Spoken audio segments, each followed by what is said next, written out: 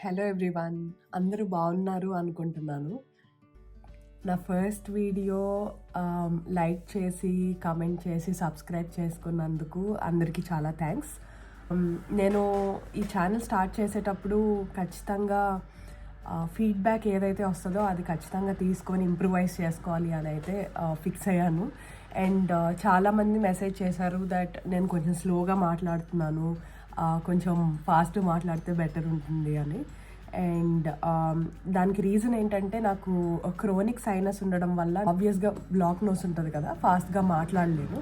But ఈ band పెట్టుకున్నాను. I think ఇది నా రియల్ అవతారం. రోజు నాకు ఒక బ్యాండ్ ఉంటుంది సో దట్ నాకు బ్లాక్ నోస్ లేకుండా ఫ్రీగా నేను మాట్లాడగలను. ఈరోజు నా ఫేవరెట్ టాపిక్ గురించి మాట్లాడాలనుకుంటున్నాను, which is థ్రిఫ్టింగ్.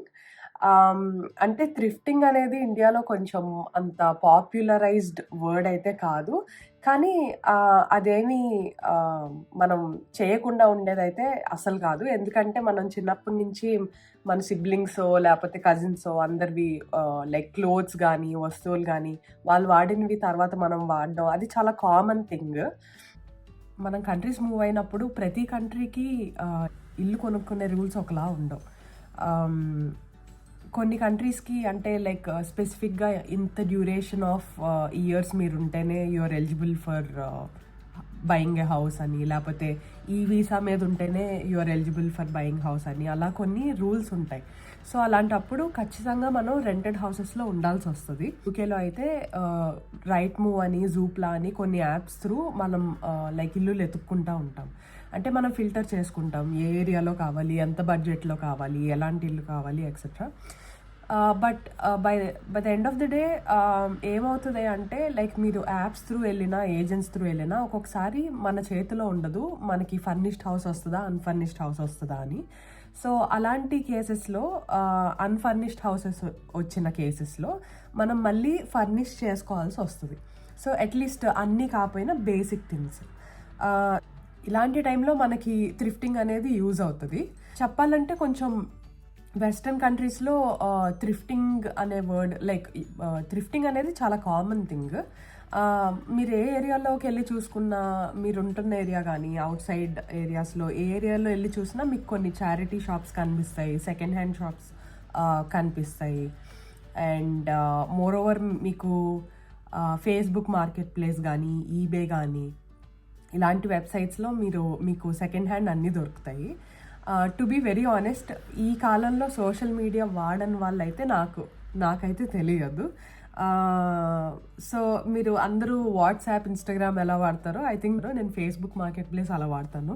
So like morning ఒక 5-10 minutes, ఈవినింగ్ ఒక 5-10 minutes జస్ట్ ఓపెన్ చేసి చూస్తాను మా ఏరియాలో. లైక్ సో అక్కడ సెట్టింగ్స్ ఉంటాయి అన్నమాట. నేను మీకు స్క్రీన్ రికార్డింగ్ చూపిస్తాను. మీరు ఫేస్బుక్లోకి వెళ్ళి ఇక్కడ టాప్ బార్లో మార్కెట్ ప్లేస్ ఉంటుంది, దాని మీద ప్రెస్ చేస్తే మీ ఏరియాలో ఉన్న సెకండ్ హ్యాండ్ ఐటమ్స్ ఏవైతే ఉన్నాయో అవన్నీ ఇక్కడ లిస్ట్ అయ్యి ఉంటాయి. కాదు మీరు స్పెసిఫిక్గా ఒక ఐటమ్ కోసం సర్చ్ చేస్తున్నారు అంటే, for example table or something, ఇక్కడ టైప్ చేస్తే కనుక మీ ఏరియాలో టేబుల్స్ ఏవైతే అవైలబుల్ ఉన్నాయో సెకండ్ హ్యాండ్వి అవన్నీ ఇక్కడ కనిపిస్తాయి. కాదు అది కూడా కాదు, మీ ఏరియా కాకుండా పక్కన ఏరియాస్లో చెక్ చేయాలి అంటే జస్ట్ ఇక్కడికి వెళ్ళి మీరు మీ నైబర్హుడ్ ఏరియా పేర్లు ఎంటర్ చేసి ఇక్కడ రేడియస్ సెలెక్ట్ చేసుకోవచ్చు, 5 or 10 ఎక్సెట్రా అని. మీకు రేడియస్ పెరిగే కొద్దీ వెరైటీ ఎక్కువ ఉంటుంది. సో అప్లై చేస్తే మీకు ఇంకా ఎక్కువ ఆప్షన్స్ కనిపిస్తాయి. సో అది జెన్యూనా కాదా అని మీరు చెక్ చేయడానికి కనుక అయితే ఒకటి మీకు నచ్చింది ఒకటి జస్ట్ ఓపెన్ చేసుకొని ఇక్కడ ఇమేజెస్ అవి పెడతారు. కొంతమంది క్లియర్ ఇమేజెస్ ఉండవు. సో ఫర్ ఎగ్జాంపుల్ మీకు ఇది నచ్చింది కానీ క్లియర్ ఇమేజెస్ కాదు, లేవు అనుకుంటే కనుక వాళ్ళకి మెసేజ్ చేయొచ్చు, రిక్వెస్ట్ చేయొచ్చు ఇంకా ఇమేజెస్. అలాగే ఇక్కడ దాని కండిషన్ ఏంటి, ఆల్సో దాని డిస్క్రిప్షన్, ఏ ఏరియాలో నుంచి పికప్ చేసుకోవాలి అంతా ఉంటుంది. ఇంకోటి ఏంటంటే సెల్లర్ ఇన్ఫర్మేషన్ కూడా ఉంటుంది. అది ఎవరు సేల్ చేస్తున్నారు, ఎప్పుడు జాయిన్ అయ్యారు ఫేస్బుక్లో, అండ్ వాళ్ళు ఇంకేమేమి లిస్ట్ చేశారు అనేవి ఉంటుంది. సో ఇక్కడ లైక్ కొన్ని రెస్ట్రిక్షన్స్ అయితే ఖచ్చితంగా ఉంటాయి. అంటే మరీ పెద్ద ఐటమ్స్ మనం పబ్లిక్ ట్రాన్స్పోర్ట్లో ట్రావెల్ చేయలేము. ఎటొచ్చేసి చిన్న షెల్ఫ్స్ కానీ డ్రావర్స్ కానీ లైక్ టేబుల్స్ కానీ ఇలాంటివన్నీ డిస్మాంటిల్ చేసుకోగలిగితే, అంటే ఆ ఆప్షన్ ఉంటే పబ్లిక్ ట్రాన్స్పోర్ట్లో తెచ్చుకోవడం చాలా ఈజీ ఇక్కడ ప్రాసెస్. సో ఇది ఎందుకు నా ఫేవరెట్ టాపిక్ అంటే, నేను యూకే వచ్చి ఆల్మోస్ట్ లైక్ 4 years అయింది. లైక్ 2020లో నేను వచ్చాను. ఆ టైం నుంచి నేను I think 2-3 houses rented houses మారాను. ఎప్పుడైతే నేను అన్ఫర్నిష్డ్ హౌస్కి వచ్చాను, నేను మెల్లిమెల్లిగా నేను అన్ని థ్రిఫ్ట్ చేయడం మొదలు పెట్టాను. అండ్ ఆ ప్రాసెస్ నాకు నచ్చింది కాబట్టి నేను ఈరోజు దాని గురించి మాట్లాడదాం అనుకుంటున్నాను. మనకేంటంటే అన్ఫర్నిష్డ్ హౌస్ తీసుకున్నా ఒక్కొక్కసారి అంటే అందరికీ ఆ కెపాసిటీ ఉండొచ్చు, ఉండకపోవచ్చు. అంటే కొంతమంది స్టూడెంట్స్ కింద రావచ్చు, కొంతమంది జస్ట్ అప్పుడే జాబ్ తెచ్చుకొని రావచ్చు. సో వచ్చి రాగానే అన్ని ఫర్నిచర్ కొనేయాలంటే I think it's not possible అందరికీ.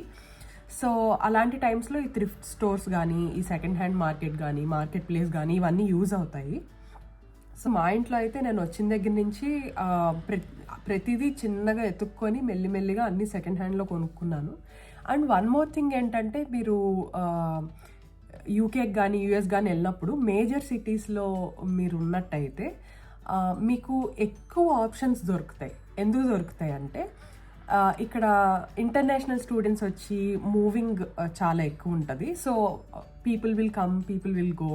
At the same time jobs కూడా అంటే లైక్ ఇక్కడ వస్తారు, మళ్ళీ వేరే సిటీస్కి మూవ్ అవుతారు, అలా ఉంటుంది కాబట్టి.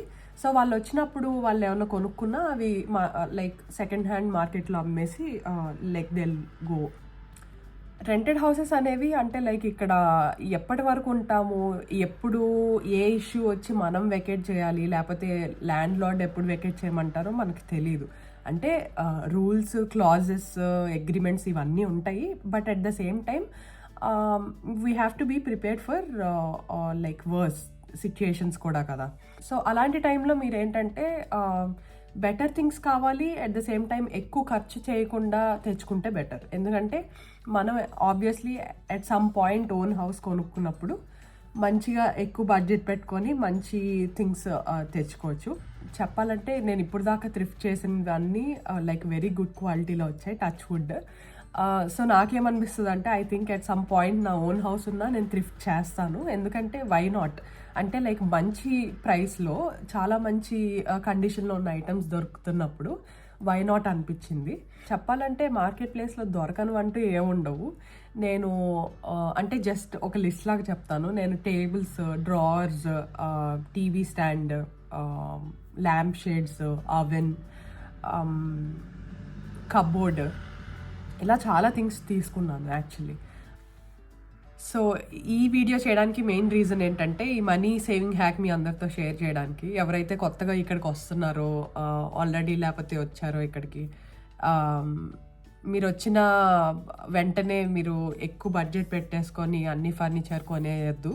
ఎందుకంటే ఇక్కడ కొనడం ఒక టాస్క్ అయితే దాన్ని వదిలించుకోవడం కూడా ఒక టాస్కే. ఎందుకంటే ఒక్కొక్కసారి 1-2 yearsలో మీరు మూవ్ అవ్వాల్సి వస్తే లైక్ మళ్ళీ వాటిని డిస్మాంటిల్ చేయడం ఇవన్నీ పెద్ద ప్రాసెస్. సో ఇలా మీరు తీసుకోగలిగితే కనుక అంటే లైక్ మీకు మనీ సేవ్ అవుతుంది. అట్ సమ్ పాయింట్ మీరు మూవ్ అవ్వాల్సి వచ్చి ఎయిదర్ మీరు మార్కెట్ ప్లేస్లో మళ్ళీ పెట్టి మీరు అమ్మేయచ్చు, లేకపోతే ఒకవేళ అది అవ్వకపోతే ఖచ్చితంగా రీసైక్లింగ్ యూనిట్స్కి ఇవ్వాలి. కాబట్టి మీకు తక్కువ ప్రైస్లో ఈ ప్రాసెస్ అంతా అవుతుందని. సో హోప్ఫుల్లీ మీ అందరికీ ఈ వీడియో నచ్చింది అనుకుంటున్నాను. ఒకవేళ నచ్చితే కనుక please support me, please subscribe to this channel. And ఇంకా ఎలాంటి వీడియోస్ చేస్తే బాగుంటుందని మీరు అనుకుంటున్నారో please let me know in the comments. And I'll see you guys soon. Bye.